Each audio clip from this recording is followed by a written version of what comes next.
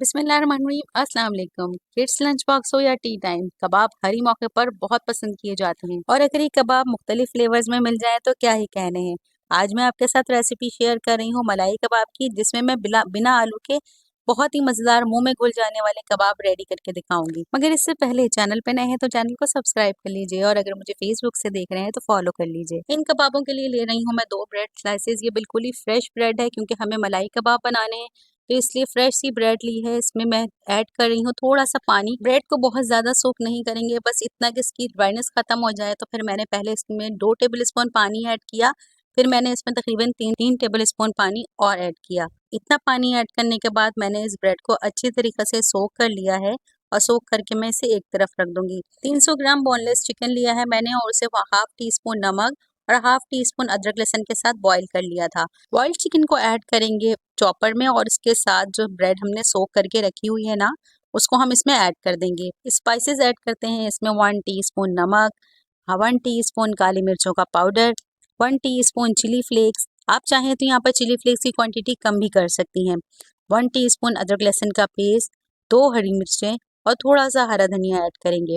अब इस रेसिपी में जो ट्विस्ट है ना, वो ये है कि मैं इसमें ऐड कर रही हूँ फ्रेश क्रीम। फ्रेश क्रीम मैं इसमें ऐड कर रही हूँ 550 ml, बल्कि मैं यूँ कहूँगी कि मैं इसमें ऐड कर रही हूँ 100 ml। मगर मैंने इसको इस तरह से किया था कि पहले मैंने इसमें 50 ml यूज़ करके उसको चॉप कर लिया था और उसके बाद मैंने जब देखा कि इसके अंदर थोड़ी सी ड्राइनेस बाकी है तो मैंने इसमें मज़ीद 50 ml ऐड कर दी थी।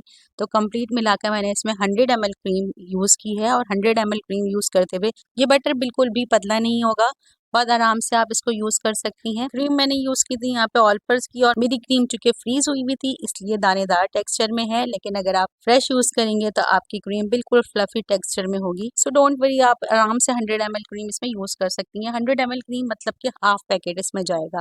अच्छा, मैंने इसे ब्लेंड कर लिया और ब्लेंड करने के बाद मैंने इसे निकाला था। बिल्कुल भी रनी टेक्सचर नहीं था, सॉलिड था। मैंने इसे फ्रिज में रखना है। फ्रिज में रखेंगे ऐसे तकरीबन आधे घंटे के लिए। जो ख़वातीन बॉइल्ड चिकन को फ्रीज करने की आदी हैं उनके लिए ये रेसिपी और भी आसान है।